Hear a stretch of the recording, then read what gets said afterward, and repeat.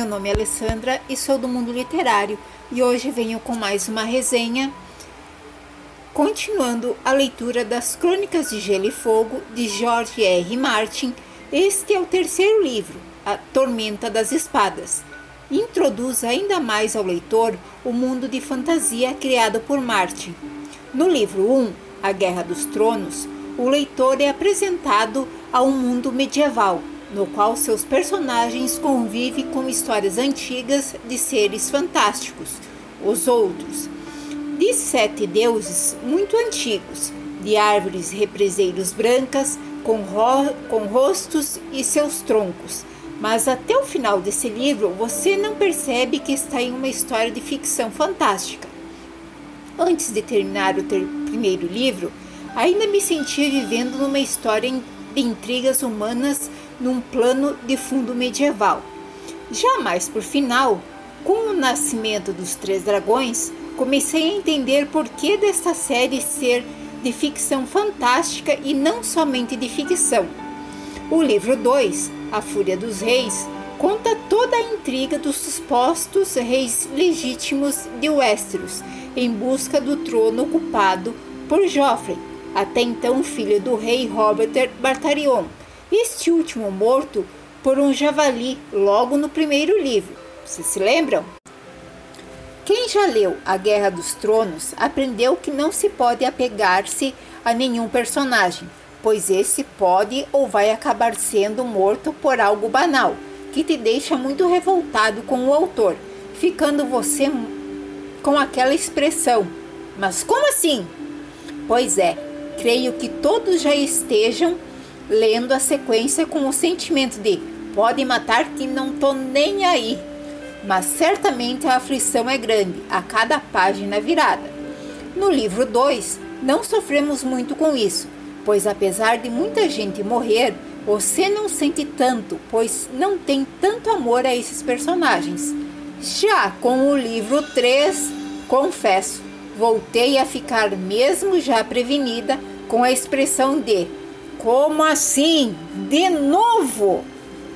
Em A Tormenta de Espadas, a trama principal gira em torno da guerra pela disputa do reino pelos 5 reis: Robert Stark, Balon George, George Baratheon, Stannis Baratheon, Emily Baratheon. Realmente são muitos reis disputando o mesmo reino, concordam? Mas alguns morrem de forma tão banal que nem dá tempo para desenvolver o personagem. Se me lembro bem, Balon, por exemplo, cai de uma ponte por causa de um raio, e Emily, irmão mais novo de Robert e Stannis, é assassinado por uma sombra nascida do ventre de uma mulher de vermelho, sombra ainda muito mal explicada, mas que te alerta que o livro é de ficção fantástica e não uma história medieval. Não vou nem contar o que acontece com o rei Robert Stark, o personagem mais querido de todo o leitor nesse terceiro volume. Já deu para imaginar, né? Mas depois do que acontece a ele, pensamos em como a história poderá continuar após esse episódio, que ocorre ainda na metade desse livro.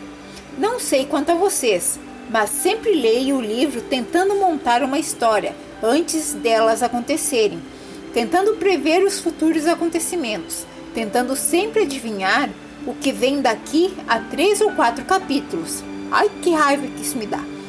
Mas George Martin sempre me surpreende com as suas mudanças de rumos constantes.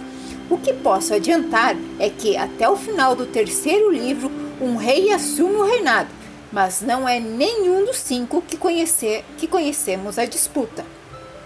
Coisa de louco mesmo, né?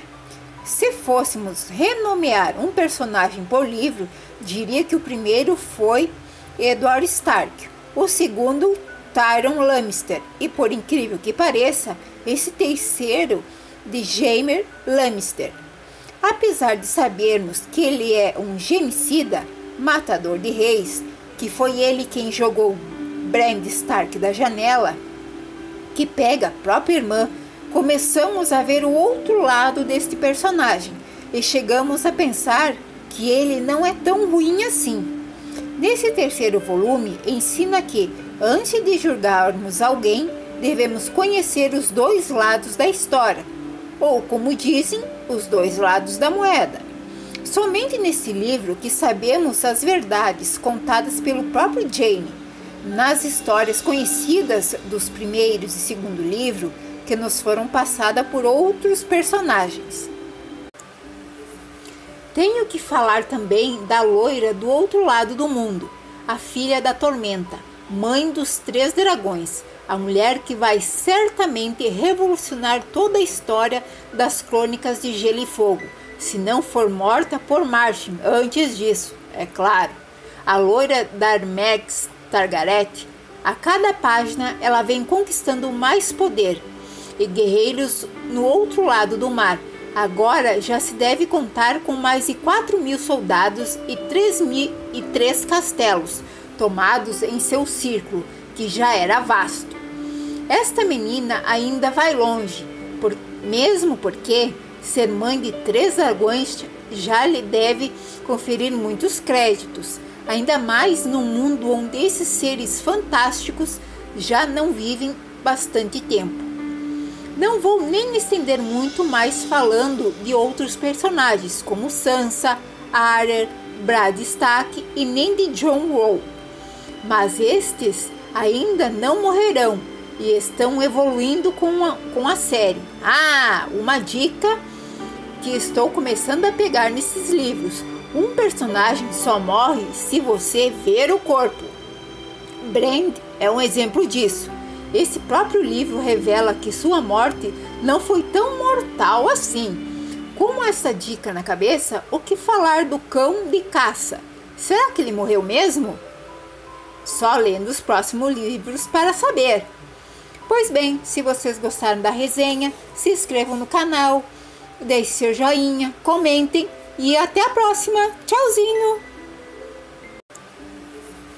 Tenho que falar também da loira do outro lado do mundo, a filha da tormenta, mãe dos 3 dragões, a mulher que vai certamente revolucionar toda a história das crônicas de Gelo e Fogo, se não for morta por Martin antes disso, é claro. A loira Daenerys Targaryen, a cada página ela vem conquistando mais poder, e guerreiros no outro lado do mar. Agora já se deve contar com mais de 4.000 soldados e 3.003 castelos tomados em seu círculo, que já era vasto.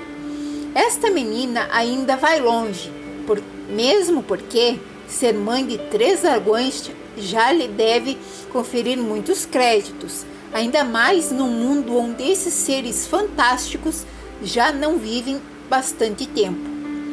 Não vou nem me estender muito mais falando de outros personagens, como Sansa, Arya, Bran Stark e nem de Jon Snow.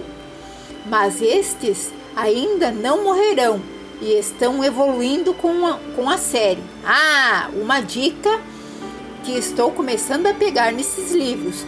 Um personagem só morre se você ver o corpo. Bran é um exemplo disso. Esse próprio livro revela que sua morte não foi tão mortal assim. Com essa dica na cabeça, o que falar do cão de caça? Será que ele morreu mesmo? Só lendo os próximos livros para saber. Pois bem, se vocês gostaram da resenha, se inscrevam no canal, deixem seu joinha, comentem e até a próxima. Tchauzinho!